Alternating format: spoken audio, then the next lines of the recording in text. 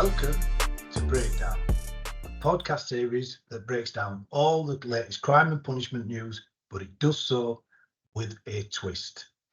Now, you will notice that I am missing a partner in Max Dennehy today, but Max does live in Lancaster. I live in Wakefield, so sometimes it's quite difficult for us to get together for the podcast. Now, what I was doing, I was in the gym this morning and I overheard on Sky News there was a bulletin around the violence, the increase in violence in prison towards prison officers. And as soon as I heard it, I thought, I think there's a missing perspective there. There's a marginalised voice in that bulletin, and hence, obviously, we wanted to cover that. So apologies that it's only me, but we're going to do a quick response to that video. But let's just see what they were saying on Sky News first. And the industry struggles with a lack of staff. Amanda Acas has talked to officers who suffered life-changing injuries after an inmate attack. A warning, this report contains graphic images and references to suicide. I thought I was going to die, 100%. Where are you? This is the moment prison officer Martin Geddes was ambushed by an inmate. He sucker punched me, grabbed me, pulled me into the cell, got hold of my baton, and that's the last thing I remember until I came round with the cell full of officers and my friend thinking my throat had been cut because there was that much blood.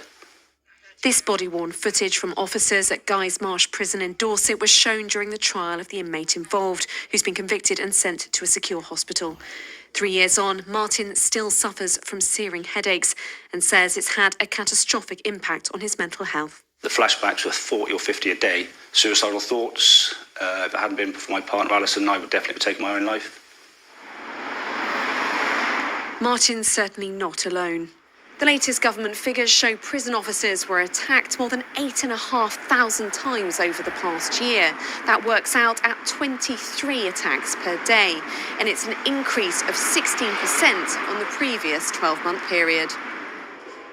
The Community Trade Union, representing staff at private prisons, warns that without generational reform across the justice system, the violence will get worse. They're calling for all political parties to commit to higher staffing levels, greater support and better pay. One of our members had boiling hot water poured all over her with sugar. And we hear stories like that far too often. You know, one is too many, never mind 1 in 4 of our members saying they have been assaulted at work. Sir Bob Neal, the Conservative chair of the Justice Select Committee, says the problems link back to a lack of investment in prisons and staff and longer sentences. Overcrowding means that very often you have got restricted regimes, there's a lack of any purposeful activity. That leads to frustration, and often that's directed at the staff that are having to try and contain this, when in some cases they're short-numbered. The Ministry of Justice say the overall level of assaults is still 10% lower than before the pandemic, but violence is never tolerated, so they've increased the maximum penalty for assaulting prison officers and invested £100 million on tough new security measures. But for Martin, it's just not enough. It's a job I absolutely loved doing, I really did, but I would never go back. I've had to resign because I just don't feel safe on a landing anymore. Amanda Acas, Sky News. So that was the Sky News bulletin that I heard this morning at the gym.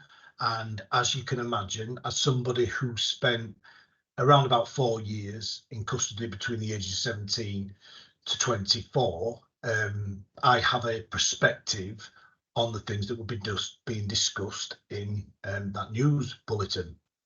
So the first thing is setting the context. I'm sure I don't have to, but I feel like I should, in saying that everybody should be protected from violence, and especially people that are going to work for employment. Nobody should be exposed to any level of violence, or nobody should be hurt. And that's a really obvious thing to say, but I think it should be said as a result of me going on to say what I'm about to say. So one of the things to point out is they said that there's 8,516 attacks in a year. That's 23 attacks per day, and that's an increase from the previous 12 months of 16%.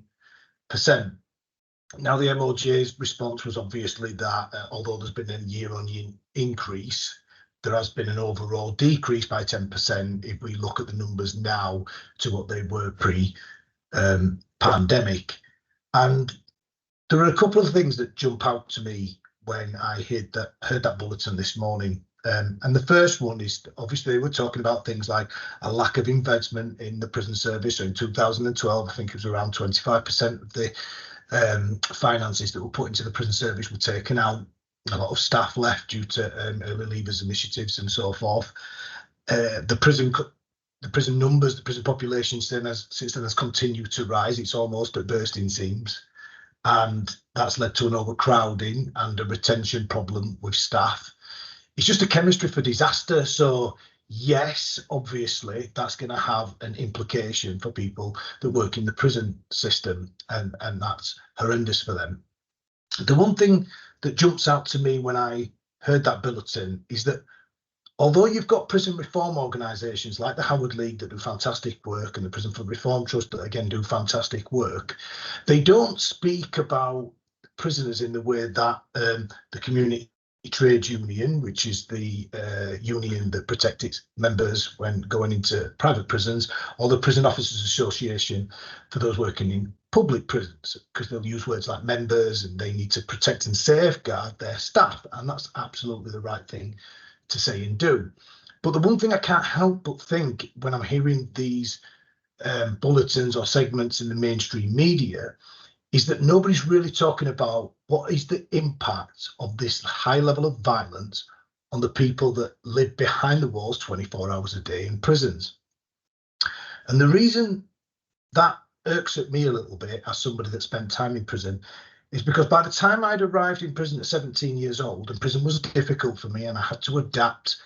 In literature, they call this prisonization. So the idea is that people arrive in prison and they bring their pre-prison experience into the carceral space, their capital, their cultures, their ways of being.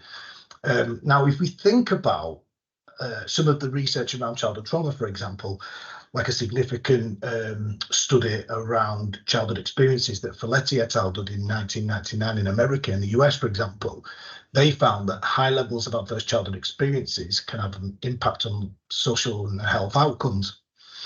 Ford et al. In 2019 looked at a study of a prison in a Welsh prison and found that the prison officers have higher exposure to adverse childhood experiences than the general population, which shouldn't surprise people. 25% of the adult prison population have been in the care of the local authority. 42% of the prison population were excluded from school permanently. So these are just indicators that people that arrive at the prison door have been exposed to high levels of violence and adversity prior to going into the prison system. The reason why I tried to highlight that and say that that's really important is because prison is supposed to be rehabilitative. Some people will call it a treatment. Now, if the prison system, as that bulletin pointed out, is really traumatic and violent for prison staff, that's something that we need to address. But the missing part of the narrative, the missing perspective, are those people that are living and being exposed to that level of intensity, hypervigilance, and violence, because the majority of them have already been exposed to significant levels of violence, hypervigilance, and intensity before they go into prison, like myself, for example. Now, people are released from prison and come back out as community members. They'll come back out and try to be employees. They'll come back out and try to be neighbours. But if we don't find a kind of a punishment that at least lets them people to dysregulate or to regulate themselves, and to mitigate those exposures to community violence and child criminal exploitation and gang violence and all the things that they experience coming in, then we're almost compounding and amplifying those experiences. So it's absolutely important that we talk about the violence to staff and the overcrowding prisons.